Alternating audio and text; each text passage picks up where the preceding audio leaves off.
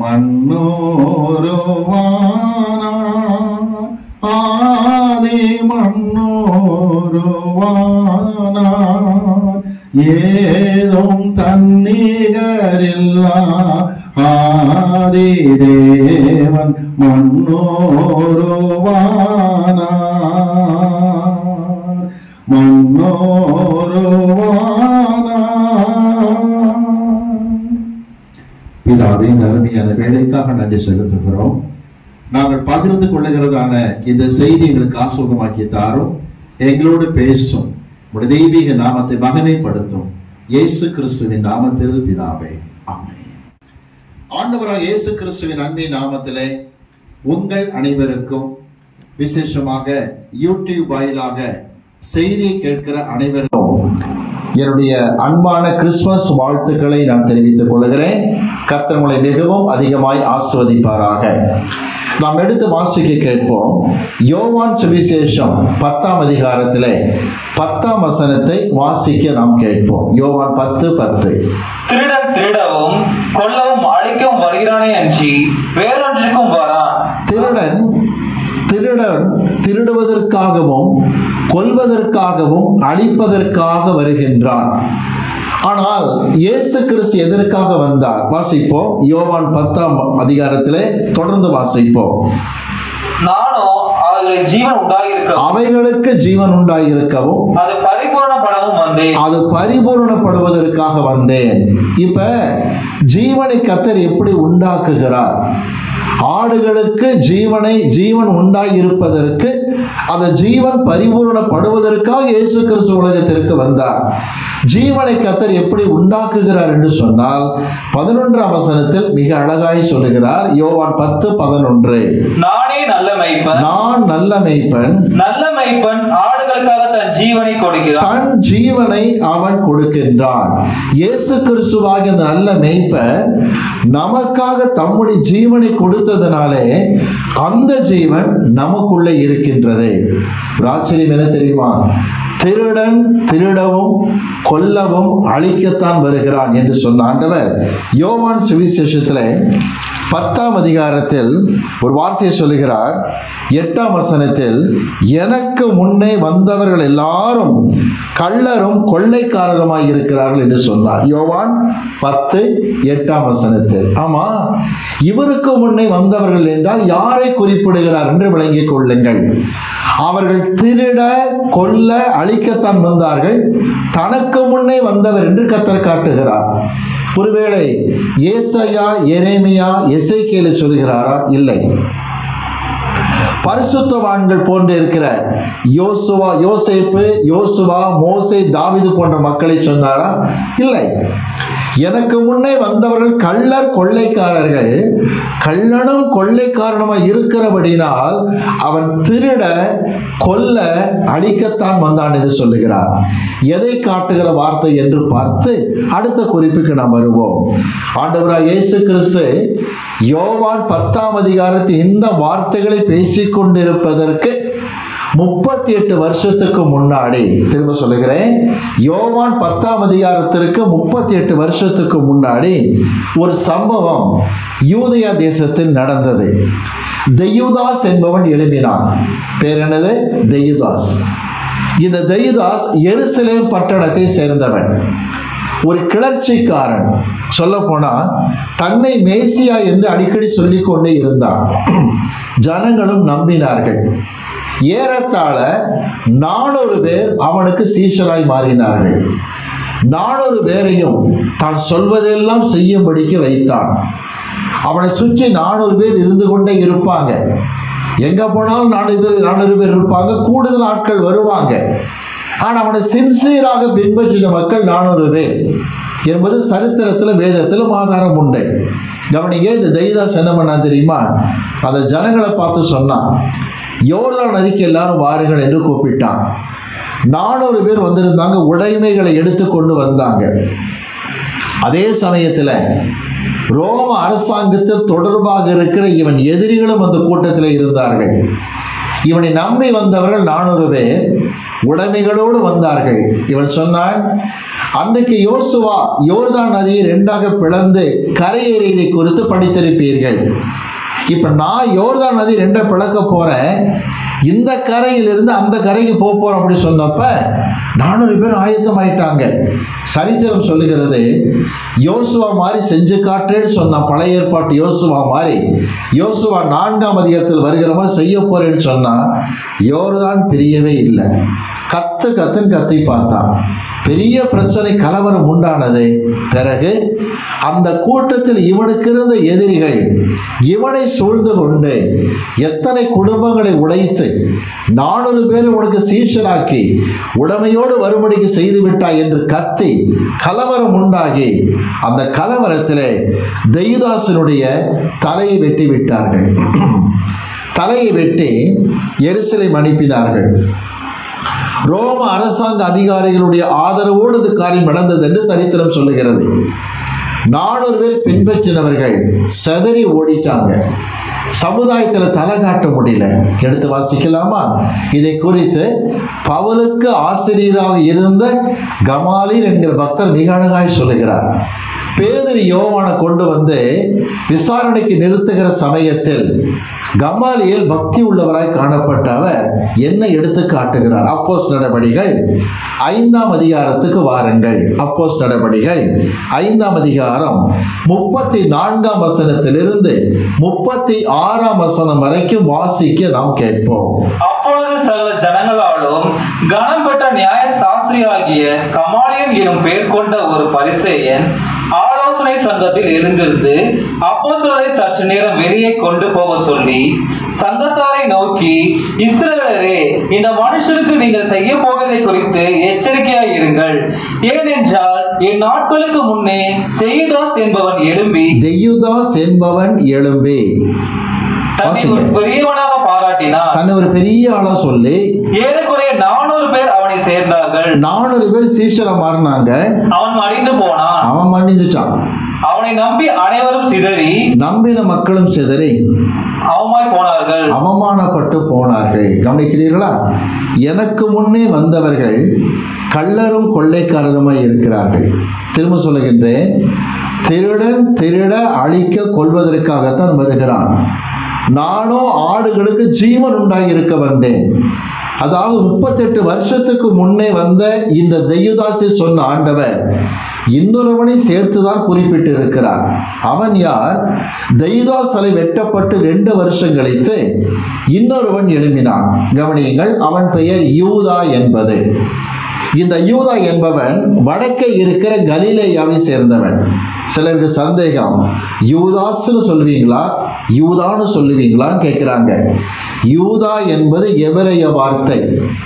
அதுக்கு கிரேக்க வார்த்தை தான் யூதாஸ் என்பது. விளங்கிக் கொள்ளுங்கள். யூதா என்றால் எபிரேய பதம், யூதாஸ் என்றால் கிரேக்க பதம். இந்த கவனிங்க, யூதாஸ் காரியோத் இருக்கிறாரு, இன்னும் சில யூதாக்கள்லாம் இருக்கிறாங்க. ஆனா நான் சொல்லக்கூடிய இந்த குறிப்பிட்ட யூதா இயேசு கிறிஸ்து யோவான் 10ஆம் அதிகாரத்தை பிரசங்கித்துக் கொண்டிருக்கிற வருஷத்துக்கு 36 வருஷத்துக்கு முன்னாடி இவன் எழுப்பினான். இவன் பாருங்க, கலிலேயா பகுதியை சேர்ந்தவன். ஆனா இயேசுவை காட்டிக் கொடுத்த யூதாஸ் தெற்கு பகுதியை சேர்ந்தவன். இந்த இடத்துல சொல்லப்படுகிற, நான் சொல்லிக் கொண்டு வருகிற யூதா வடக்கு பகுதி கலிலேயாவை சேர்ந்தவன். இவனும் கூட தன்னை மேசியா என்கிற காரியத்தை சொல்ல ஆரம்பித்தான். தான் மேசியா என்று சொல்ல ஆரம்பித்தான். கவனிங்க, ரோம நிர்வாகத்தை கண்டித்து கொண்டே இருந்தான். அவன் அடிக்கடி சொல்ல வார்த்தை என்ன தெரியுமா? சீக்கிரமா நமக்கு ராஜ்யம் வரப்போகுது, நான் தான் ராஜ்யத்தை உருவாக்க போறேன். எனவே எந்த யூதனும் ரோமருக்கு வரிகட்ட வேண்டாம் என்று சொன்னான். குளறுபடி உருவாக்குகிறவனாய் காணப்பட்டான். இப்படி வரிகட்ட வேண்டாம் என்று சொல்லி கொண்டு வந்த இவன் கொஞ்ச நாட்கள் ஆயிற்று. இவன் செய்த ரகசிய பாவங்கள் வெளியே வர ஆரம்பித்தன. ரோம அரசாங்கம் அதை பயங்கரமாக பரப்பிவிட ஆரம்பித்தது. தான் செய்த ரகசிய பாவங்கள், சில அந்தரங்க கொலைகள் எல்லாம் வெளியே வர ஆரம்பித்ததும் தலை காட்ட முடியாதபடிக்கு இவன் ஓடி சென்று யூதேயாவின் காட்டுக்குள் புகுந்தான். கடைசியில் மனம் வேதனை அடைந்து தற்கொலை செய்து கொண்டு மடிந்தான். அவனை பின்பற்றி சரித்திரத்தின்படி 10,000 பேர் இருந்தார்கள். 10,000 பேரும் சிதறி ஓடி போனார்கள், அவமானப்பட்டு போனார் என்று சரித்திரத்திலும் வேதத்திலும் ஆதாரம் உண்டு. வாசிக்கலாமா? அப்போஸ்தலர் நடபடிகள் 5ஆம் அதிகாரம் 37ஆம் வசனத்தை வாசிக்க நாம் கேட்போம். 5:37. அவனுக்கு பின்பு குடிமதிப்பின் நாட்களிலே கலிலேயாகிய யூதாஸ் என்பவன் எழும்பி தன்னை பின்பற்றும்படி அநேக ஜனங்களை இழுத்தான். அவனும் அழிந்து போனான். அவனை நம்பியிருந்த அனைவரும் சிதறடிக்கப்பட்டார்கள். பாத்தீங்களா? இந்த யூதாஸுக்கு அடுத்து வந்தவன் தான் யூதாஸ். விளங்குதுங்களா? அந்த யூதாங்கிறவன் என்ன பண்ணிட்டா, ஜனங்களை வரிகட்ட வேண்டாம்னு தோண்டி ஒரு குரூப் எடுத்து தான் தான் மேசியான்னு சொல்லி பயங்கரமா பேசி ஒரு கூட்டத்தை உருவாக்கி கடைசியில் அவன் காடுகளுக்குள் தலைமறைவாகி தற்கொலை செய்து கொண்டு மடிந்து போனான். இப்ப கமாலில் என்ன சொல்ல வர்றாருன்னா, இந்த பேதுருவை யோவானை கைது பண்றீங்களே, இவங்க கத்தரால வந்த ஊழியக்காரர் நம்ம கத்தரை போர் செய்யணும். ஏற்கனவே வந்தவனுங்கெல்லாம் ஒண்ணும் இல்லாம போயிட்டானுங்க. தேவனால அந்த ஊழியம் வரலன்னா தானா ஒளிஞ்சிரும். தேவனால ஊழியம் உண்டாயிருந்தா நீங்க எதிர்த்து நிற்கின்ற காரியத்தை கமாலில் கேட்கும் போது சொல்லுகிறதான் இயேசு சொல்லுகிறார். எனக்கு முன்னே வந்தவர்கள் கள்ளரும் கொள்ளைக்காரருமாய் இருந்தார்கள். கவனிங்க, ஆடுகள் அவர்களுக்கு செவி கொடுக்கவில்லை. அந்த திருட்டு பசங்க அழிக்க கொல்ல வகை தேடிதான் வந்தானுங்க. நானும் ஆடுகளுக்கு ஜீவன் உண்டாயிருக்க வந்தேன். இப்போ புரியுதா? லூக்கா சுவிசேஷத்துல கவனிங்க, 20ஆம் அதிகாரத்துல இயேசுவை சோதிக்கும்படிக்கு வராங்க. யாரு? ஆலய அதிகாரிகள் வந்து, ஐயரே நீ ரொம்ப நல்லவர்னு தெரியும். அவருக்கு ஐஸ் வைக்கிற மாதிரி பேசுறாங்க. ஆண்டவருக்கு எல்லாரையும் பத்தி தெரியும். ஆக அவங்க ரொம்ப இதா பேசிட்டு, ஒரு காரியம் சொல்றீங்களா, யாரை குறித்து கவலைப்பட மாட்டீங்க, ஸ்ட்ரைட்டா பதில் கொடுப்பீங்க தெரியும், எங்களுக்கு ஒரு ஆன்சர் கிடைக்கணும். கேளுங்க, என்ன ராயனுக்கு வரி கட்டுகிறது நியாயமா இல்லையா? புரியுதா? என்ன சோதனை? என்ன 36 வருஷம் முந்தி எவன் வந்தான்? இந்த யூதாங்கிற வந்தான். அந்த ரேஞ்சில் இவர் வராரான்னு பார்க்கறதுக்காகவும் இவரை கைது செய்ய வகை செய்வதற்கு இது கேள்வி கேட்டாங்க. ஆண்டவர் ஒரு நாணயத்தை கொண்டு வந்து காட்டுங்கன்னாரு. இந்த சுரூபம் மேலெழுத்து யாருதுன்னாரு? ராயனுடையதுன்னாங்க. ராயனுக்குரியதை ராயனுக்கு கொடு, தேவனுக்குரியதை தேவனுக்கு கொடு. எனவே தான் இயேசுவை கைது பண்ணப்ப அனாவசிய குற்றச்சாட்டை வச்சது பிலாத்துவுக்கே தெரியும். ஏன்னா இயேசு சொன்ன பதில் ராயனுக்குரியதை ராயனுக்கு சொன்ன வார்த்தை பிலாத்து எல்லாமே தெரிந்து வைத்துக் கொண்டான். ஆனா அவங்க செஞ்ச காரியம் என்ன? லூக்கா சுவிசேஷம் 23ஆம் அதிகாரத்துக்கு வாங்க. லூக்கா சுவிசேஷம் 23ஆம் அதிகாரம் 2ஆம் வசனத்தை வாசிக்கும்படி கேட்டுக்கொள்கிறேன். இவன் தன்னை கிறிஸ்து எனப்பட்ட ராஜாவென்றும் ராயனுக்கு வரி கொடுக்க வேண்டியதில்லை என்றும் சொல்லி ஜனங்களை கலக்கப்படுத்த கண்டோம். கவனிங்க, ஜனங்களை வந்து கலக்கம் உண்டாக்குற மாதிரி பேசுறதை நாங்க என்ன செஞ்சோம்? கண்டோம் என்று பொய் சாட்சி சொன்னாங்க. ஆனா பிலாத்து புரிஞ்சுக்கிட்டா தேவையில்லாத பொய் சாட்சி வச்சு பேசிக்கிட்டு இருக்கிறாங்கன்னு தெரிஞ்சுக்கிட்டான். ஆனா இயேசு கிறிஸ்து சொன்னது பிலாத்துவுக்கு தெரியும். ஏன் சொல்ல வரேன் தெரியுமா? இந்த ஸ்டேட்மெண்ட்டை 36 வருஷம் வந்து ஒருத்தர் பேசினா, அவன் பேர் யூதா. அவனை குறித்து சரித்திரத்தில் இருக்கு. பேசுனா அட்ராக்டிவா பேசுவானா, ஜனங்க அப்படியே கவனிக்கிற மாதிரி, கவனத்தை ஈர்க்கிற மாதிரி பேசுவான். 10,000 பேர் சம்பாதிச்சிட்டான். கடைசியில் ஒன்றும் இல்லாமல் போய்விட்டான். இன்னைக்கு ஒரு காரியம் சொல்ல புரிந்து கொள்ளுங்க. இந்த நிகழ்ச்சிகள் நடந்து 36 வருஷம் கழிச்சு கர்த்தர் சொல்லுகிறார், நானும் ஆடுகளுக்கு ஜீவன் உண்டாகியிருக்க அது பரிபூர்ணப்பட வந்தேன் என்று கர்த்தர் சொன்னார். நல்ல ஒரு முக்கியமான அர்த்தம் என்ன தெரியுமா? ஜீவன்ற வார்த்தைக்கு கிரேக்க எழுத்துல என்ன, கிரேக்க பதத்தில் என்ன கொடுத்திருக்கிறாங்கன்னா ஜோயேன்னு கொடுத்திருக்காங்க. இந்த ஜோயேங்கிற வார்த்தைக்கு அர்த்தம் என்ன தெரியுமா? எதிர்நீச்சல் போடுவதற்கான ஜீவன் அர்த்தம். ஒரு உதாரணம் சொல்லுங்க. கவனிங்க, மீனானது செத்து போன மீனாக இருக்குமானா தண்ணீர் போக்கிலேயே போய்கிட்டு இருக்கும். மீனுக்குள்ள ஜீவன் இருந்தா எந்த நீச்சல் போடும்? எதிர் நீச்சல் போடும். ஆண்டவர் நமக்குள் ஜீவன் உண்டாயிருக்க வந்ததுனால தான், அந்த ஜீவன் நமக்குள்ள இருக்கிறதுனால தான் எதிர் நீச்சல் போடுகிற பிள்ளைகளாக இருக்கிறோம். ஆனா எவனுக்கெல்லாம் கர்த்தருடைய ஜீவன் இல்லையோ உலகத்தின் போக்கிலேயே தான் போவான்.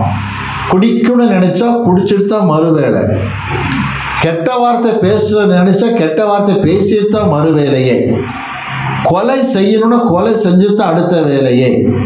எத்தனை செய்திகள் கேள்விப்படுற யூடியூப் வாயிலாக பழிக்கு பழி வாங்கி கொலைகாரன் அப்படின்னு. இதுல என்ன தெரியுமா, அவன் நினைச்சதை சாதிக்குன்னு நினைக்கிறான் பாருங்க, அந்த ஆத்திரத்தில் இடம் கொடுக்கிறான் பாருங்க, உலகத்தின் போக்கே அவன் போக்காய் காணப்படுகிறது அர்த்தம். அந்த மீனுக்குள்ள ஜீவன் இல்லாததுனால கவனிக்கிறீங்களா, எதிர்நீச்சல் போட திராணி இல்லாம இருக்குன்னு அர்த்தம். இதைத்தான் வேதம் சொல்லுகிறது, நான் ஆடுகளுக்கு ஜீவன் உண்டாயிருக்க வந்தேன் சொல்லி கவனியுங்கள். ஆடுகளுக்குள்ள ஜீவன் சரியா இல்லைன்னு சொன்னா, அதாவது நான் சொல்றது என்ன, ஆடு உயிரோடு இருக்கிற மாதிரி தான் தெரியும். ஆடு சொல்லுகிறார், என் பிள்ளைகளே, உங்களுக்கும் என்னுடைய ஜீவன் இல்லைன்னு சொன்னா எந்த மாதிரி ஆடா மாறுவீங்கன்னா காணாமல் போன ஆடா மாற போறீங்கன்னு அர்த்தம். ஆடுகள் நிறைய மேய்ப்பர் நல்லா மேய்ச்சிக்கிட்டு வரும் பொழுதே ஏன் தொலைஞ்சு போகுதுன்னா காரணம் இதுதான். எதையாவது பசுமையா வித்தியாசம் பார்த்துருச்சுன்னா மேய்ப்பன் கண்ட்ரோல்ல இல்லாம இது மனசுல நினைச்சபடி மூவ் பண்ணுது பார்த்தீங்களா, ஆசைப்பட்டு, இதுதான் தொலைந்து போவதற்கே காரணம். எடுத்து நான் வாசிக்கலாமா?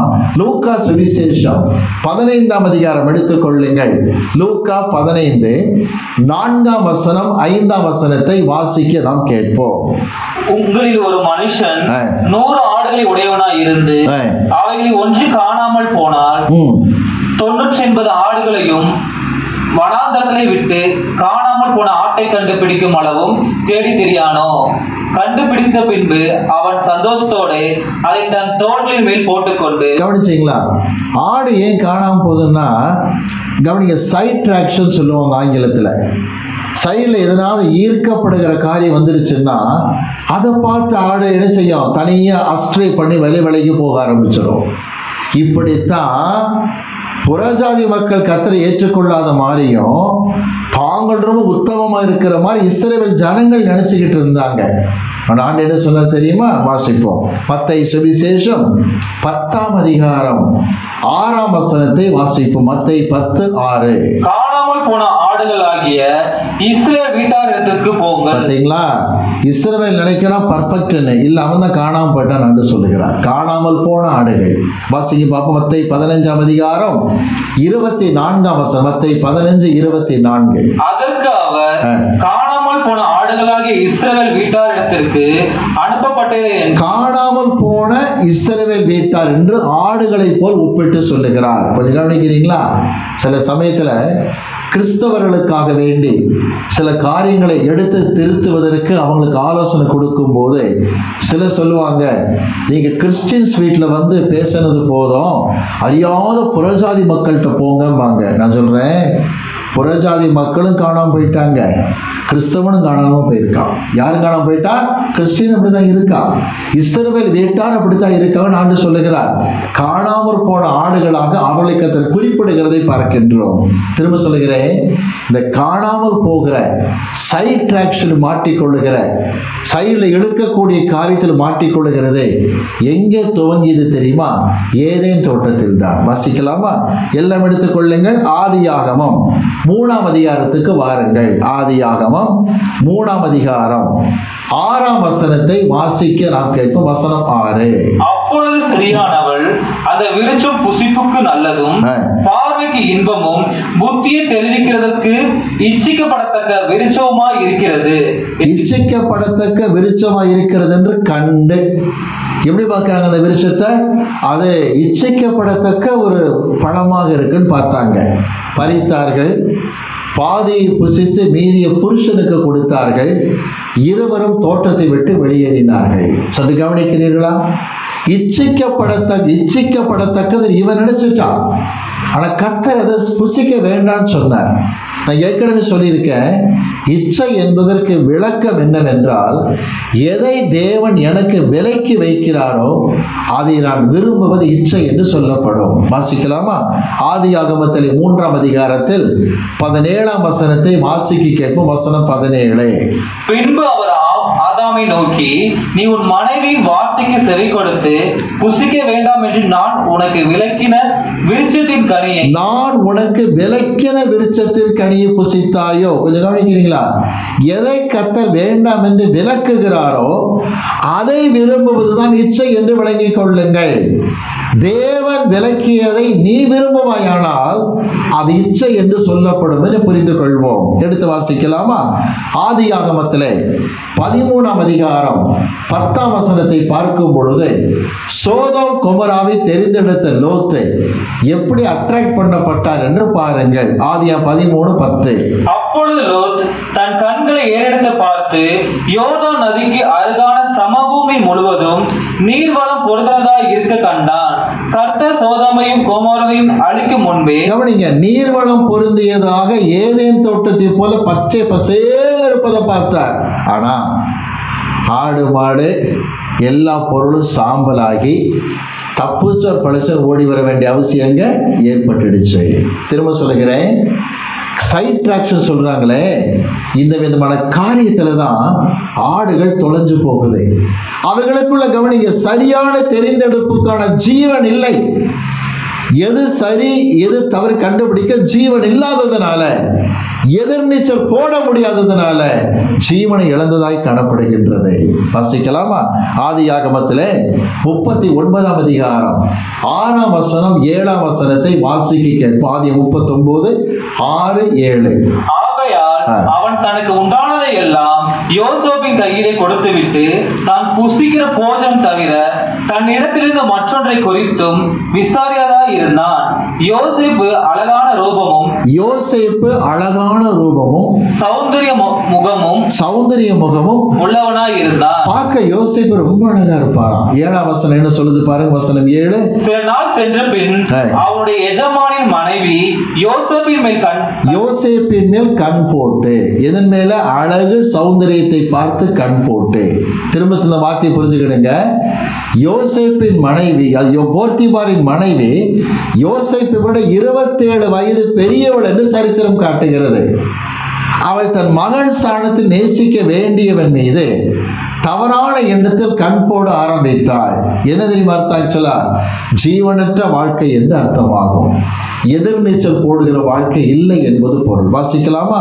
2 சாமுவேல் 11ஆம் அதிகாரம் 2ஆம் வசனத்தை வாசிப்போம். 2 சாமுவேல் 11:2.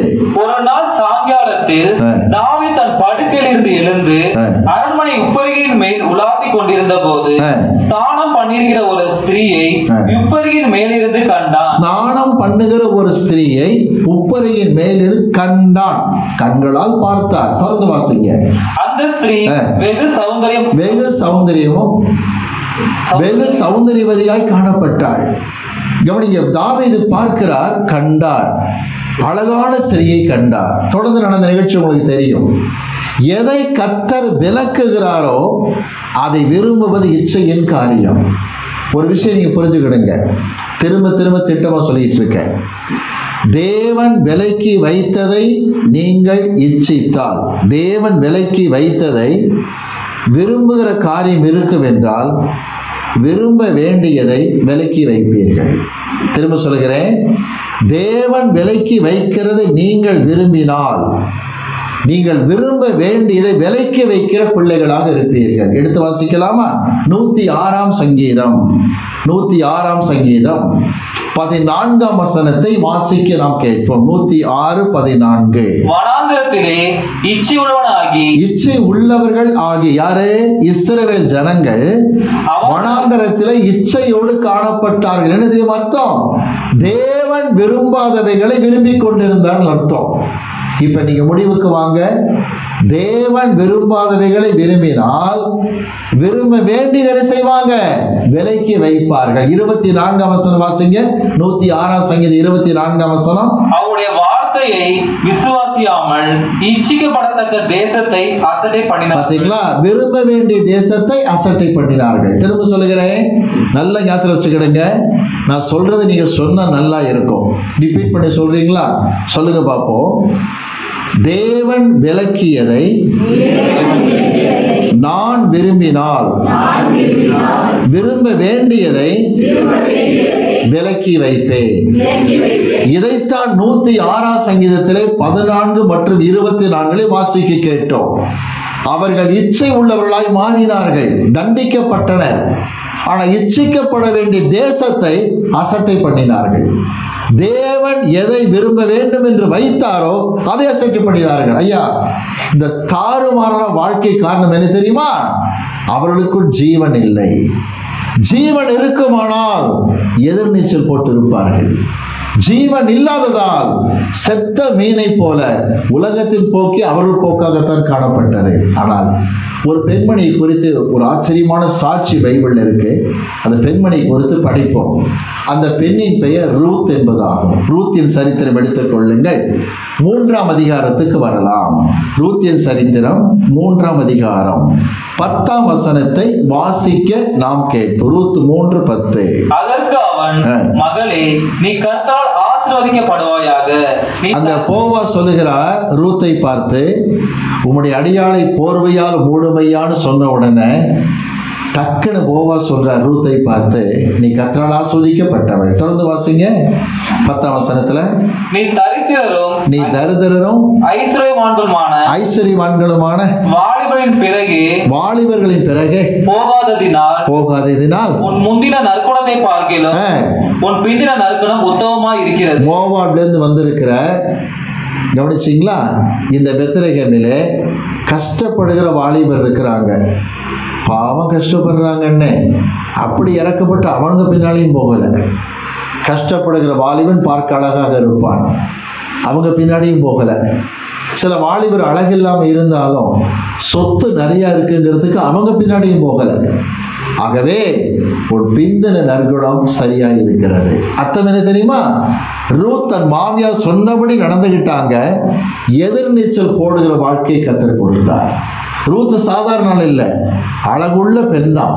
ஆனால் இந்த அழகான பெண் எதிர்நீச்சல் போடுகிற வாழ்க்கை இருந்ததனால் சரியான தெரிந்து கொள்வதற்குள் வந்தாள் என்று சொல்லுகின்றேன். இன்றைக்கு இருக்கிற வாலிபமான பிள்ளைகள் காலேஜில் படிச்சுக்கிட்டு இருந்தாலும் சரி, அல்லது கல்லூரி படிப்பை முடிச்சுட்டு வேலை செஞ்சுட்டு இருந்தாலும் சரி, உங்களுக்கேற்ற வாழ்க்கை துணையை தெரிந்து கொள்ளுகிறதிலே சரியாக எதிர்நீச்சல் போடுவீர்களானால் ரூத்தை போல புகழப்படுவீர்கள். உங்களுக்கு ஜீவன் இல்லை என்றால் கண்ணில் பார்க்கறதெல்லாம் பொருத்தமானதாக தான் தெரியும். நான் சொல்லுகிற புரியுது உங்களுக்கு? கண்ணில் பார்க்கறதெல்லாம் பொருத்தமாக தான் தெரியும். இந்த பிள்ளை மேட்சா இருக்கும், அந்த பையன் மேட்சா இருப்பான். கண்ணில் பார்க்கறதெல்லாம் இப்படி தெரிஞ்சதுன்னா உனக்கு எது கிறுக்கு பிடிச்சிருக்குன்னு அர்த்தம். உண்மையிலேயே நீ கர்த்தருடைய அபிஷேகம் பெற்ற பிள்ளையாக இருப்பாய். ஆனால் ஃபாதர் பெர்க்மன்ஸ் பாடினார், பொண்ணு மேல கண்ணு போச்சுன்னா போச்சுடா உன் அபிஷேகம் பண்ண. அந்த பாட்டை ஒரு பாஸ்டர் அடிக்கடி கர்நாடகத்தில் பாடுவார், கேட்டிருக்கேன். உருக்கமும் பாடுவார். எதுக்கு இந்த வார்த்தையை சொல்ல தெரியுமா? திரும்ப திரும்ப சொல்லுகின்றேன். தேவனுடைய வாழ்க்கையில எதிர்நீச்சல் போடுவதற்காகத்தான் ஜீவனை கர்த்தர் கொடுக்க வந்தார். ஜீவன் இல்லாத ஒரு மீன், ஜீவன் இல்லாத ஆட்டை போல வழி தப்பி போகும்போதே கர்த்தரை துக்கப்படுத்துகிறோம். வாசிக்கலாமா? பிலேமோனுக்கு எழுதப்பட்ட நிருபம் எடுத்துக்கொள்ளுங்கள். பவுல் பிலேமோனுக்கு எழுதிய நிருபம் 24ஆம் வசனத்தை வாசிக்க நாம் கேட்போம். 24ஆம் வசனம். என் உடன் வேலையாட்களாகிய பவுலோடு கூட உடன் வேலையாளாக இருக்கக்கூடிய மார்க்கு, அரிஸ்தர்க்கு, தேமா, லூக்காவும் உமக்கு வாழ்த்துதல் சொல்கிறார்கள். கவனிங்க, பிலேமோன் 24, பிலேமோன் 24 சொல்லுகிற வார்த்தை அதான் வச்சிருக்கீங்க. பிலேமோன் கவனிங்க 24 சொல்லுகிறது, லூக்காவோடு சேர்ந்து உடன் ஊழியராக தேமா என்பவர் இருந்தார். தேமா நல்ல ஒரு அருமையான வேத ஞானி தான். அருமையா ஊழிய கூட செஞ்சுக்கிட்டு இருந்தார். கொலோசேருக்கு எழுதப்பட்ட நிருபத்துக்கு வாங்க. கொலோசேருக்கு எழுதப்பட்ட நிருபம் 4ஆம் அதிகாரம், கொலோசேயர் 4:14ஆம் வசனத்தை வாசிப்போம். 4:14. பிரியமான வைத்தியனாகிய லூக்காவும் தேமாவும் உங்களுக்கு வாழ்த்துதல் சொல்லுகிறார். பாருங்க, பவுல் கூடவே ஊழியம் செய்கிறதுல தேமா இருந்திருக்க. ஜெயில இருக்கும்போது பிலேமோன் நிருபத்தை கவனிங்க, பவுல் எழுதினார். கூட யார் இருந்தார்? தேமா இருந்தார், லூக்கா இருந்தார். வாழ்த்து சொல்றாங்க, பவுலோடு சேர்ந்து வாழ்த்து வேற சொல்றாங்க. ஆனால் ஒரு காரியம் நடந்தது. நாட்கள் செல்ல செல்ல தேமாவுக்கு பிசினஸ் மேல் ஆசை வந்துச்சு, உலக பொருள் மேல் ஆசை வந்தது. ஊழியத்துக்கு அழைக்கப்பட்டவனாக இருந்தோம். கவனிக்கிறீர்களா? ஊழியத்துக்கு அழைக்கப்பட்டவனாக இருந்தோம். நல்ல பொருள் சம்பாதிக்கிற அந்த ஆசை வந்த உடனே ஊழியத்தை விட்டுட்டு தெசலோனிக்கே பட்டணத்து புறப்பட்டு போயிட்டார். பவுல் மிகுந்த வேதனை அடைந்தார். உடனே தான் எழுதிய கடைசி நிருபத்தில் ஒரு வார்த்தை சொன்னார். இன்னும் கொஞ்ச நாள்ல பவுல் இரத்த சாட்சியம் வரிக்க போறார். அதுக்குள்ள ஒரு ஆசை என்ன தெரியுமா? என் உத்தம குமாரனா வளர்த்த என்னை தீமோத்தேயும் அவரை நேரில் பார்த்து நிறைய திட்டங்கள்லாம் சொல்லணும் வாஞ்சம் வந்தது. என்ன சொன்னார் தெரியுமா? வாசிக்கலாம். 2 தீமோத்தேயும் 4ஆம் அதிகாரம் திருப்பிக் கொள்ளுங்கள். 2 தீமோத்தேயும் 4ஆம் அதிகாரம் 9, 10 வசனங்களை வாசிக்க கேட்போம். 2 தீமோத்தேயும் 4ஆம் அதிகாரம் 9, 10 வசனங்கள். நீ சீக்கிரமா என்னிடத்தில் வரும்படி ஜாக்கிரதைப்படு. ஏனென்றால் தேமா இப்பிரபஞ்சத்தின் மேல் ஆசை வைத்து, சீக்கிரமா தீமோத்தேயுவே, தேமா இந்த பிரபஞ்சத்தின் மேல் ஆசை வைத்து என்னை விட்டு பிரிந்து தெசலோனிக்கே பட்டணத்துக்கு போய்விட்டான். பாத்தீங்களா? நல்ல ஊழியத்துல கூட இருந்தவங்க, கவனிக்கிறீங்களா? ஜீவன் இல்லாத ஒரு ஆட்டை போல சைட் ஆக்ஷன்ல மாட்டி உலக ஆசைக்கு இடம் கொடுத்து பவுலை விட்டு போகிற அளவுக்கு துணிச்சல் வந்து விட்டது. இன்னைக்கு நான் துக்கத்தோட சொல்கிறேன், நல்ல கர்த்தர் ஆவிக்குரிய சபையை கொடுத்து நல்ல போதனை கொடுத்துக்கிட்டு இருக்கும் போதே சிலர் உள்ளத்தை பிசாசு நிறைக்கிறான். எப்படி நிறைக்கிறான் தெரியுமா? பெத்லகேம் திருச்சபைக்கு வந்தாயே, வார வாரம் என்ன வாரி கொடுத்தாங்க. நாங்க வாரி கொடுக்கிறவங்களுக்கு கோடீஸ்வரன் இல்லை, ஆனா சத்தியத்தை வழங்கி கொண்டிருக்கின்றோம். இங்கு வருகிற மற்ற சபையை சேர்ந்த தேவ பிள்ளைகளே சொல்லுகிற வார்த்தை, இந்த மாதிரி சத்தியங்கள் வேறுங்க கிடைக்கிறது இல்லை என்பதாகும். ஆனா வருகிற சிலருக்கு மனசுல என்ன புத்தி வேலை செய்யுதுன்னா சைட் ஆக்ஷன், உலக ஆசைகள். இது வேலை செய்யறதுல என்ன பண்றாங்க தெரியுமா? இங்க போனா சத்தியம் சத்தியம் வாங்க, இதைத்தான் சொல்லுவாங்க. அதுல இஷ்டமே கிடையாது அவங்களுக்கு. என்ன பண்றாங்க தெரியுமா? பல இதில் ஈர்க்கப்பட்டு சபைக்கு வருகிற காரியத்தை நிறுத்துகிறார்கள். தேமா பிரபஞ்சத்தில் ஆசை வைத்தான். என்ன செய்தான்? விட்டு விலகி போனவனாய் காணப்பட்டான். இன்னும் பைபிளை நிறைய உதாரணம் சொல்லலாம். ஒரு சில காலகட்டத்தில் ஒரு குடும்பத்தில் அண்ணன் தம்பி இருக்கிறாங்க, 2 பேரு. அலெக்சாந்தர், ரூபன் பேரு. அவங்க விட்டு தான் மூத்த பிள்ளையா பவுல் பழகி இருந்த பைபிள் இருக்கு. அந்த அளவுக்கு பவுல அலெக்சாந்தர் ரூபனுடைய தாய் நேசிச்சு மூத்த பிள்ளை மங்க பவுல அந்த அளவுக்கு இருந்தது. ஆனா அலெக்சாந்தருக்கு சத்தியம் சொன்னாரு, ரூபுவுக்கு சத்தியம் சொன்னார். நடந்தது என்ன? ரூபு என்பவன் பவுலோடு ஒட்டி கொண்டார் ஊழியத்திலே. அலெக்சாந்தர் க்ளோஸ் ஃப்ரெண்டை பார்த்தான். அவன் பேர் இமெனே என்பது பெயர். அந்த இமெனையும் அலெக்சாந்தரும் விசுவாசமாகி கப்பலை சேதப்படுத்தி வழி விலகி போய்விட்டார்கள் என்று 1 தீமோத்தேயு நிருபத்தில் தெளிவாக பவுல் சொல்லுகிறதை 1ஆம் அதிகாரத்திலே 19, 20 வசனத்தில் பார்க்கின்றோம். ஒரு விஷயம் தெரியுமா உங்களுக்கு என்னன்றது? ஆடுகளுக்கு ஜீவன் இல்லை என்ன காணாமல் போகிற ஆடாகத்தான் காணப்படும் என்பதில் சந்தேகமே கிடையாது. எடுத்து நாம் வாசிக்கலாம். 50ஆம் சங்கீதம் எடுத்துக்கொள்ளலாம். 18ஆம் வசனத்தை வாசிப்போம். 50ஆம் சங்கீதம் 18ஆம் வசனம். நீ திருடனை காணும் போது அவனோடு ஒருமித்து போகிறாய். சபை மக்கள் கவனிச்சுக்கிடுங்க. யூடியூப் வாயிலாக செய்தியை கேட்கிறவங்க, ஆன்லைன்ல இணைந்திருக்கிற எல்லாரும் கவனிங்க. திருடனை காணும் போது ஒருமித்து போகின்றாய். யூடியூப்ல செய்திகள்லாம் பார்த்துக்கிட்டே வரும்போது தேவனை அறிகிற அறிவில் வளர்க்கக்கூடிய செய்திகளும் வரும். உங்களை சாக்கடையில் தள்ளக்கூடிய சில யூடியூப் சேனலும் வரும். அதை பார்த்தோன்னே அட்ராக்ஷன் ஆகி அதை டச் பண்ணி சாக்கடையில் உட்கார்ந்தீங்கன்னா திருடனை காணும் போது ஒருமித்து போகிறாய். நல்ல வேதம் வாசிச்சு ஜெபம் பண்ணி வொர்ஷிப்ல பங்கு கொண்டு உற்சாகமாக இருக்கிற சில வாலிப பிள்ளைகளை கவனித்து இருக்கிறேன். சிங்கார சென்னையிலே நல்ல உற்சாகமா இருப்பாங்க. திடீர்னு எங்கேயாவது மீட்டிங்ல இன்னொரு வாலிபனையோ இன்னொரு வாலிப பெண்ணையோ பார்த்துட்டாங்கன்னா ஒரு ஸ்மைல் பண்ணுவாங்க. பழைய ஞாபகம் வர ஆரம்பிச்சிடும். நம்ம அந்த காலத்தில் எப்படி பழகணும் இல்லையா? அப்படிமா முடிஞ்சது. திருடனை பார்க்கும் போது ஒருமித்து போகிறாய். விபச்சாரரோடு உனக்கு பங்கு உண்டு என்று 50ஆம் சங்கீதத்திலே 18ஆம் வசனத்திலே வாசிக்கிறோம். நல்ல ஆவிக்குரிய வாழ்க்கை இருக்கிற பிள்ளைங்க சிலரை பார்த்துட்டாங்கன்னா சில கூட்டங்கள்ல அப்பா அம்மா கவனிக்கிறாங்கன்னா சைட்ல தேடுவாங்க. பேரண்ட்ஸ் கவனிக்கலன்னு உடனே தனியா போறது. திடீர்னு யாரோ பாஸ்ட் அல்லது அந்த ஊழியக்கார கண்டுபிடிச்சு இங்க உனக்கு என்ன வேலை கேட்டால் பெபேன்னு முடிக்கிறது. வேதத்தில் சொல்லப்பட்டிருக்கு தெரியுமா? ஜீவன் இல்லாத ஆட்டை போல இருக்கின்றாய். திருடனை காணும்போது ஒருமித்து போக ஆரம்பிக்கின்றாய். கடந்த காலத்துல பாவத்தில் வீழ்த்தி இருப்பான், கடந்த காலத்துல பாவம் செஞ்சிருப்பான். அந்த பெண்ணையோ ஆணையோ பார்க்கும் பொழுது பழகியா வருகிறது என்று சொல்லி தனியாக போவாயானால் வாழ்க்கையில ஜீவன் இல்லாத ஆட்டை போல இருக்கின்றாய். உனக்குள் ஜீவன் உண்டாயிருக்கத்தான் இயேசு கிறிஸ்து உலகத்திற்கு வந்தார். சில உதாரணத்தை பவுல் சொல்லுகிறார். அதாவது முற்காலத்தில், முன்னே அப்படின்னு அர்த்தம் தெரியுமா? கிமு அர்த்தம் என்ன? கிறிஸ்து உள்ளத்தில் பிறக்கும் முன்பு. நான் சொல்ல கவனிக்கிறீங்களா? நமக்கும் கிமு கிபி இருக்கு இல்லையா? கிறிஸ்து உள்ளத்தில் பிறக்கும் முன்பு எப்படி இருந்தோம், கிறிஸ்து பிறந்த பிறகு எப்படி இருக்கணும். வாசிக்கலாமா? எபேசியருக்கு எழுதப்பட்ட நிருபம் 2ஆம் அதிகாரத்துக்கு வாருங்கள். எபேசியர் 2ஆம் அதிகாரம் 2ஆம் வசனத்தை வாசிக்க வசனம் 2. எபேசியர் 2:2.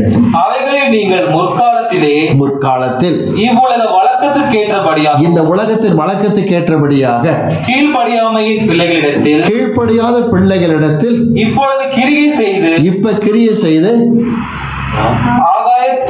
இப்பொழுது கிரியை செய்து கொண்டிருக்கிற ஆகாயத்து பிரபுவாகி சொல்றார் இல்லையா? அந்த காலத்துல ஆகாயத்து பிரபு அந்தகார லௌகாதிபதிக்கு கீழ்ப்படிஞ்சிருந்தீங்க. எப்ப? முற்காலத்தில் அர்த்தம். என்ன அர்த்தம்?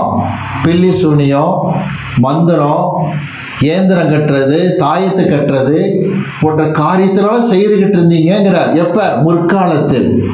ஆனா இப்ப எவனாவது உங்ககிட்ட வந்து இந்த பிரச்சனை மாறணும்னா கை தேர்ந்த ஒரு பச்சை கிழவி இருக்கா, மஞ்சள் கிழவி இருக்கான்னு சொன்னா காது கொடுக்க கூடாது. பழையபடி காது கொடுத்து நீங்க போனீங்கன்னா கவனிங்க, ஜீவன் இல்லாத ஆட்டை போல இருப்பதாகத்தான் அர்த்தம். இன்னைக்கு கூட சில செய்ய தப்பு என்ன தெரியுமா? தவறான சில பழக்க வழக்கங்களுக்காக மலைகளை நாடி போகிறார்கள். நிறைய மலைகள் இருக்கு. சேலம் மாவட்டத்தில் பஞ்சமே கிடையாது. கொல்லிமலையிலிருந்து ஏற்காடு மலை வரைக்கும் இருக்கு. எங்க வேணா போகலாம். ஆனா வேதம் சொல்லுகிறது முற்காலத்து வாழ்க்கை அதுன்னு சொல்லப்பட்டிருக்கிறது. வாசிங்க எபேசியர் 2ஆம் அதிகாரம் 3ஆம் வசனத்தை வாசிப்போம். 3ஆம் வசனம். அவர்களுக்குள்ளே நாம் எல்லோரும் முற்காலத்திலே நமது மாம்ச இச்சைப்படி நடந்து நமது மாம்சமும் மனசும் விரும்பினவர்களை செய்து, மாம்சம் என்ன சொல்லுதோ மனசு என்ன சொல்லுதோ டக்குன்னு செஞ்சிடுறது.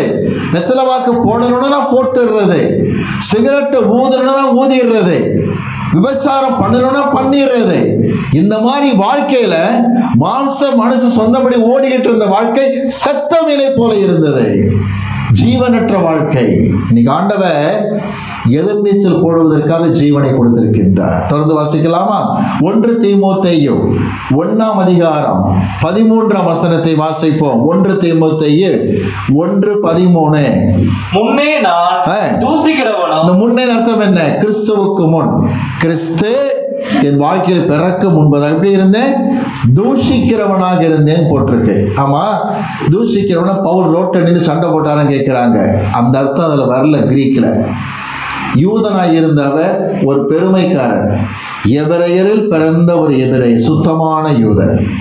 புறஜாதிகளை பார்க்க மட்டமா நினைக்கிற வாழ்க்கை. ஞாபகம் இருக்கா? ஆயக்காரன் பரிசை ஜெபம் பண்ண தேவாலயத்துக்கு போனாங்க. லூக்கா 18 படிக்கிறீங்க. பரிசை என்ன சொன்னா? இந்த ஆயக்காரனும் போல இல்லை, அதுக்காக ஸ்தோத்திரம்னா. அந்நிய ஜாதியை கண்ட மட்டமா நினைக்கிறது, துச்சமா பேசுறது. இன்னைக்கு இந்த காரியம் நடக்குதா இல்லையா? நிறைய இடங்கள்ல கிறிஸ்தவனை கண்டா தாழ்ந்த ஜாதிங்கிற எண்ணத்துல அசிங்கமா பேசுறது, இஷ்டம் போல பேசுறது, தூஷிக்கிற வாழ்க்கையில் பவுல் காணப்பட்டார்னு வேதம் சொல்லுகிறது. தொடர்ந்து வாசிக்கலாம். தீத்துவுக்கு எழுதப்பட்ட நிருபத்துக்கு வாங்க. தீத்துவுக்கு எழுதப்பட்ட நிருபம் 3ஆம் அதிகாரத்துக்கு வாங்க.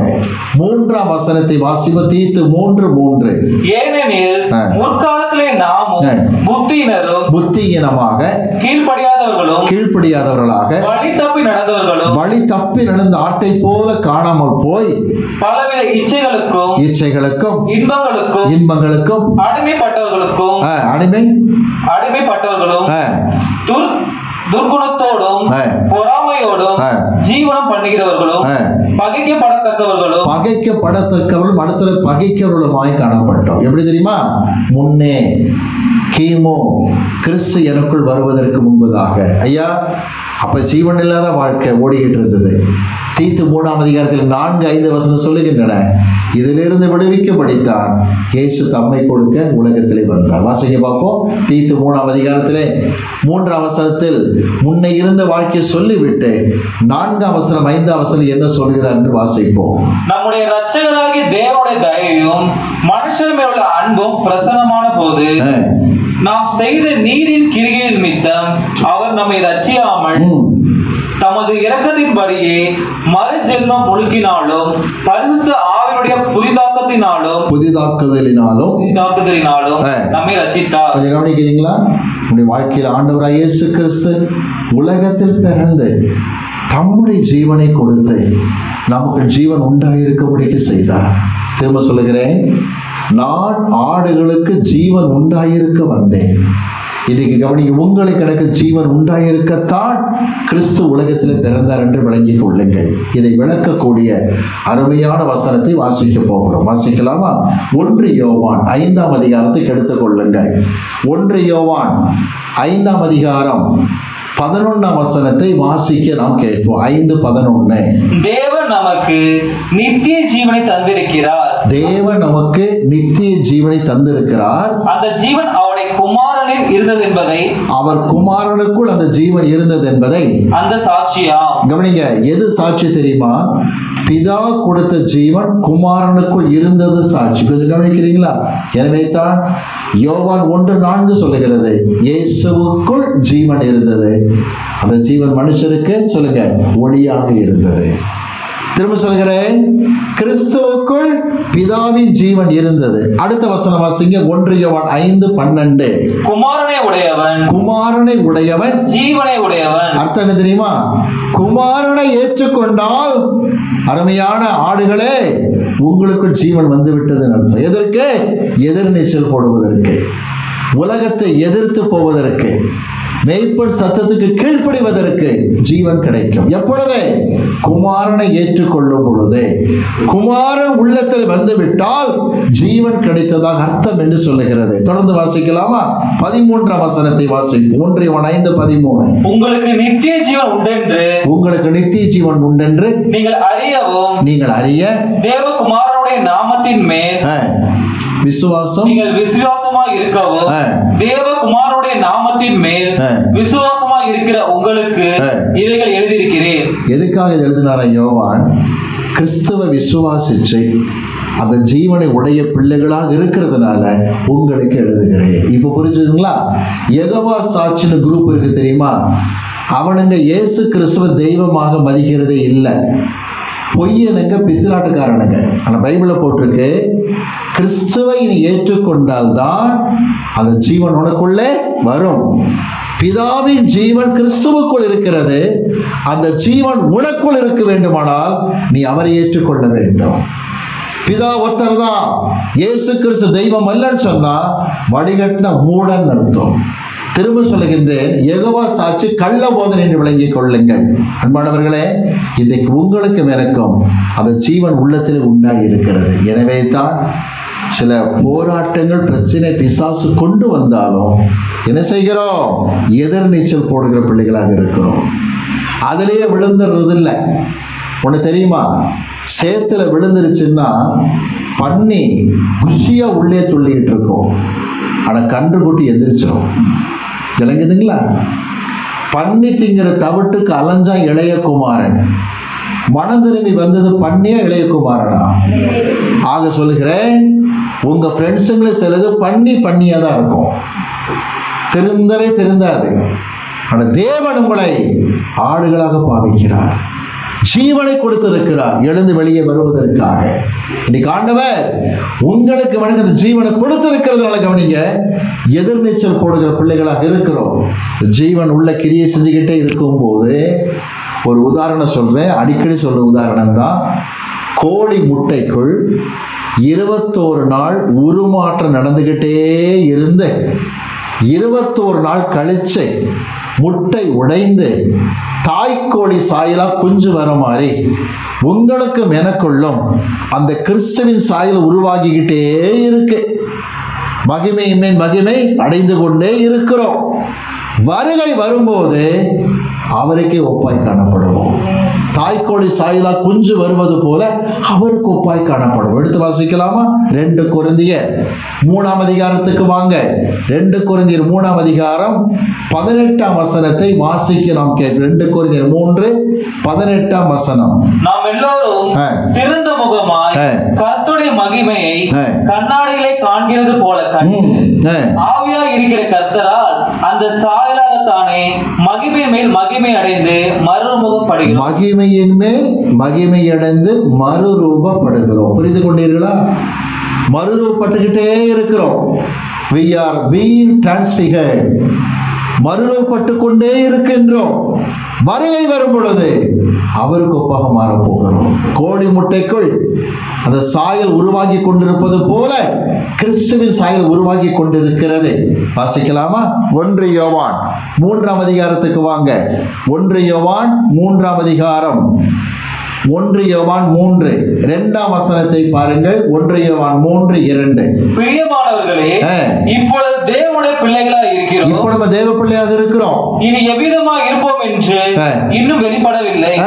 ஆகிலும் அவர் வெளிப்படும் போது, இயேசு ரகசிய வரிகளை வரும்போது அவர் இருக்கிற வண்ணமாக நாம் அவரை தரிசிப்பதினால் அவருக்கு ஒப்பாய் இருப்போம். அவருக்கே ஒப்பம் மாறப் போகிறோம். ஹல்லேலூயா. திரும்ப சொல்ல புரிந்து கொள்ளுங்க, இயேசுவுக்கே ஒப்பாக மாறப் போகிறோம், மறுரூபப்பட போகிறோம் என்பது பொருளாகும். அந்த உருமாற்றம் இன்னைக்கு நடந்துகிட்டு இருக்குது. இதைத்தான் சொன்னார், நான் அவைகளுக்கு ஜீவன் உண்டாய் இருக்க வந்தேன். ஜீவன் இருக்கு, எதிர்த்து போராடுறீங்க, அது பரிபூர்ணப்பட்டுக்கிட்டே இருக்கு. ஒண்ணு புரிஞ்சுக்கிடுங்க, பரிபூர்ணம் நடந்துகிட்டு இருக்கு. வருகை வந்தா பரிபூர்ணம். அதாவது சிலர் சொல்றாங்க, எந்த தப்பு செய்யாம கரெக்டா பர்ஃபெக்டா இருக்கிறேன்பா. அதை நான் நம்புறதே இல்லை. மரத்துல பழம் பழுத்துருச்சுன்னா கீழே பொத்துன்னு விழுந்துடும். நீ ஒரு பாவம் இல்லாம பயங்கர பரிசுத்தம் இங்க இருக்க மாட்டேன், பரலோகத்தில் உட்கார்ந்துருப்ப. இங்க இருக்க மாட்டேன், பூமியில இருக்க மாட்டேன், பரலோகத்துல இருப்பேன். அதை பரிபூர்ண கத்தர் கொடுத்துக்கிட்டே வர்றார். அப்படியே இயேசுவின் வருகை வரும் பொழுது ஜீவன் பரிபூர்ணப்பட்டதாய் காணப்படும். எதற்காக இயேசு உலகத்தில் பிறந்தார்? நமக்கு ஜீவன் உண்டாயிருக்க அந்த ஜீவன் பரிபூர்ணப்பட வந்தார். ஐயா, ஒரு கேள்வி. எனக்குள் கிறிஸ்துவின் ஜீவன் இருக்கு, கவனிங்க, அவர் ஜீவன் இருக்கு, அது பரிபூர்ணப்படணும். இதுக்கு ஒரு அருமையான காரியம் கர்த்தர் சொல்லியிருக்கிறாரு. சபைக்கு வரும் பொழுது, திருவிருந்து எடுக்கிற சமயத்தில் இந்த ஜீவன் உனக்குள்ளாய் கிரியை செய்யும். தயவு செய்து திருவிருந்து அசட்டை செய்யக்கூடாது. பெரியசாமி ஐயா அவர்கள் சொல்லும்போது, மற்ற நாட்கள் லீவு கொடுக்க மாட்டேங்கிற ஐயா, திருவிருந்துக்கு நான் வந்துடுறேன் ஐயா, கட்டாயம் வாங்க அப்படின்னா. திருவிருந்த அசட்டை செய்யவே கூடாது. எடுத்து வாசிக்கலாமா? தெளிவா பைபிள் இருக்கு, வாசிப்போம். யோவான் சுவிசேஷம் 6ஆம் அதிகாரம் எடுத்துக்கொள்ளுங்கள். யோவான் சுவிசேஷம் 6ஆம் அதிகாரம் 53ஆம் வசனத்தை வாசிக்க கேள்வி. யோவான் 6:53. அதற்கு இயேசு அவர்களை நோக்கி, நீங்கள் மனுஷகுமாரனுடைய மாம்சத்தை புசியாமலும், திருவிருந்து நடக்கும் போது மனுஷகுமாரன் மாம்சத்தை புசியாமலும் அவருடைய ரத்தத்தை பானம் பண்ணாமலும் இருந்தால், திராட்சரசமாகிய ரத்தத்தை பானம் பண்ணாமலும் இருந்தால் உங்களுக்குள்ளே ஜீவன் இல்லை. ஜீவன் இல்லை. 54ஆம் வசனம் வாசிங்க பார்ப்போம். என் மாம்சத்தை புசித்து என் ரத்தத்தை பானம் பண்ணுகிறவனுக்கு நித்திய ஜீவன் உண்டு. அது பரலோகத்தை நிச்சயமா நடத்தும். நான் அவனை கடைசி நாளிலே எழுப்புவேன். கடைசி நாள் வரும்போது உயிர்த்தெழுதல் வரக்கூடிய சாக்கியத்தை கர்த்தர் கொடுப்பார். திரும்ப சொல்லுகின்றேன், உங்களுக்கு எனக்கு ஜீவனை கொடுத்திருக்கிறார். எதிர்நீச்சல் போட்டுக்கிட்டு இருக்கிறோம், அது பரிபூரணப்பட்டுக்கிட்டே வருது. இன்னும் கரெக்டாக பரிமாணத்தில் போகணும்னா என் மாம்சத்தை புசியுங்கள், இரத்தத்தை பானம் பண்ணுங்கள். திருவிருந்தை அசட்டை செய்யக்கூடாது. இன்னைக்கு தாழ்த்தி ஒப்பு கொடுக்க போற ஆண்டவரே, எனக்குள் ஜீவன் உண்டாயிருக்க வந்தேன், அந்த ஜீவன் பரிபூரணப்பட வந்தீரப்பா. பரிபூரணப்படுவதற்கு கர்த்தருடைய வார்த்தை அடிக்கடி கொடுக்கிறேன், பேசுகிறேன். கூடவே திருவிருந்து என்கிற சாக்கிரமத்தை கர்த்தர் கொடுத்திருக்கிறேன். சரிவர கைக்குள்ள கிருபை செய்யும் என்று நம்மை தாழ்த்துவோம். ஜெபிக்கலாமான சமூகத்தில் எழும்பி நின்று கர்த்தர் சமூகத்தை நோக்கி நாம் பார்ப்போம். Thank you master. ஹல்லேலூயா. பிதாவே, இந்த அருமையான வேலைக்காக உமக்கு நன்றி. ஜீவன் உண்டாயிருப்பதற்காக உலகத்தில் வந்தீர், எங்களுக்குள் ஜீவன் உண்டாயிருக்க வந்தீர். ஆண்டவரே, நாங்கள் உம்மை ஏற்றுக்கொள்ளும் பொழுது உம்முடைய நாமத்தை மகிமைக்கின்ற ஜீவன் எங்களுக்குள் இருக்கிறது அப்பா. இதை தெளிவாக அறிந்து கொண்டோம். மகிமையின் மேல் மகிமை அடைந்து மறுரூபப்படுவதற்காக வார்த்தைகளை கர்த்தர் கேட்க வைக்கிறீர். திருவிருந்து போன்ற சாக்கிரமந்தங்களை கர்த்தர் கொடுத்திருக்கிறேன். சரிவர கை கொண்டு கிறிஸ்துவின் ஜீவனை காத்துக்கொள்ள எங்களை பலப்படுத்தும்படிக்கு நாங்கள் ஜெபிக்கிறோம். யோவான் 10ஆம் அதிகாரத்திற்காக அதில் 10-11 வசனங்களுக்காய் ஸ்தோத்திரம். உமக்கு முன்னே வந்தவர்கள் கள்ளரும் கொள்ளைக்காரருமாய் இருந்தார்கள், ஆடுகள் அவர்களுக்கு செவி கொடுக்கவில்லை என்று சொன்னேன். இன்னைக்கு உலகத்துல எத்தனை கள்ள போதனை இருக்கிறது. திருட, கொல்ல, அழிக்க வகை தேடுகிற கள்ள போதனை இருக்கிறது. ஆனால் நாங்கள் தெரிந்து கொள்ளப்பட்ட ஆடுகளாக இருக்கிறபடியினால் அவைகளுக்கு செவி கொடுக்காதபடிக்கு சத்தியத்தில் நிலைநிற்க கர்த்தர் கொடுத்திருக்கிற ஞானத்திற்காய் ஸ்தோத்திரம். எங்களை பலப்படுத்தி முதல் நாமத்தை மகிமைப்படுத்தும். இயேசு கிறிஸ்துவின் நாமத்தில் பிதாவே, ஆமென்.